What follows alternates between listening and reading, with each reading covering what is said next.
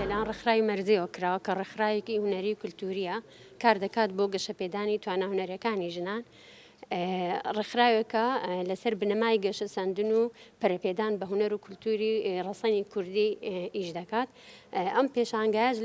لەو سۆنگەیەوە دێکە هونەرمەند فەتانی وەلیدی ژنێک بۆ لە سەردەمەکەی خۆیدا ژنێکی ڕەچەشکێن بووە و قوربانی داوە بۆ هونەر و کللتوری نەتەوەکەی لە تەمەنێکی زۆر گەنجدا دەستی بە گۆرانی کوتن کردو و دواتر بەدەخۆ بەهۆی چەند بارودۆخێکەوە لە گۆرانی وتن دادەبڕێ و ژیانێکی زۆر نەخوازرا و کە ژیانێک شایستی ئەو نێ دەژێت بەداخەوە و ئێمە ویستومانە لە ڕێگەی ئەم کارەوە ناوی فەتانی وەلیدی بە زیندوی بێڵینەوە یادی بکەینەوە هەمیشە بە بیری بێنینەوە و ئەم پێشانگایە بەرهەمی هونەرمەندان ئافشینی فەتاحی و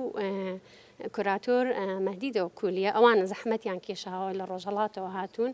و ئەگەر سێری فۆتۆکانیشان بکەین کە ئەرکێکی زۆر پیرۆزیان بەجێگەیاندووە لە بینینی فۆتۆکان مرۆڤ دەتوانێت پانۆرامای ژیانی فەتانە ببینێت بەڕاستی کە چ ژیانێک ژیاوە ئەمەش لە جێگایەکدا بۆ ئێمە جێگەی داخە کە هونەرمەندێک لە سەردەمێکدا گۆرانی گوتووە کە گۆرانی گوتن بۆ پیا و زەحمەت بۆ چ جای بگابەژن لە چ بارودۆخێکدا ژیاوە بەداخۆ و ئێمە نەک بۆ فەتانی وەلیدی ئیش دەکەین بۆ هەموو هونەرمەندان و لە داهاتووشدا بەرنامەی دیکەمان هەیە کە بۆی هەموو ئەو هونەرمەندانە یادیان بکەینەوە.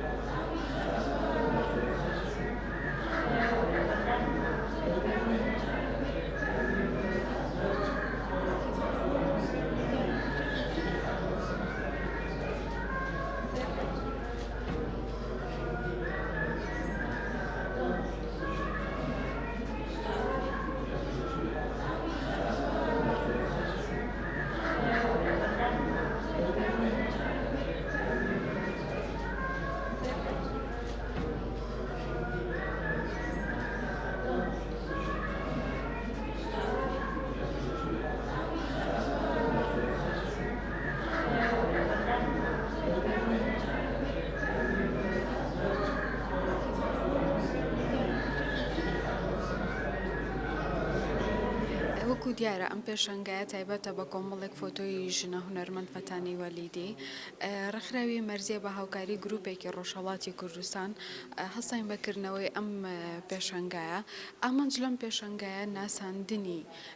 ژیانی ژنە هونەرمەندێکە کە پێم وا بێ خۆی ناوێکە لە ناو هونەری کوردیە لەبەرەوەی لە ساڵانێکە کە تەنانەت هاتنە دەرەوەی ژن قەدەغە بووە ئەم توانیوێتی ئەو ڕێچکەیە بشکێنێت و گۆرانی بڵێت و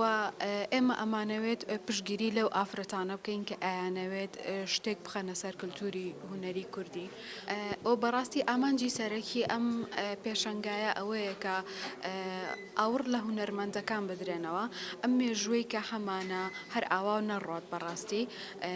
هەموو جیلەکان ئاگاداری ئەوە بن کە ئێمە لە ڕابردووە چیمان کردووە و ژنانی ڕابردوو چیان کردو ئەوەی کە لە ئێستایا هەیە بەڕاستی بگاتە ئاستێکی باش و بگاتە ئاستێکی باڵا ئەگەر بتوانن هونەر پێشکەش بکەن. کۆکردنەوەی فۆتۆکان لەلایەن بەڕێز ئەفشین فەتاحیەوە کراوە کە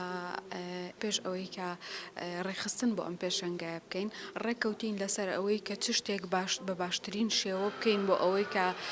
ژیانی ئەم هونەرمەندە زۆر بە پڕاوپڕی و زۆر بە جوانی وەکو خۆی بتوانین پیشانی بینەری بین. بە نزیکەی 12 کەس بۆ 15 کەس لەم پێشەنگایە کاری کردەوە بە بەردەوامی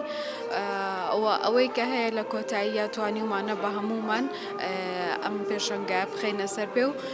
بیخەینە بەرچاوی بینەرانە.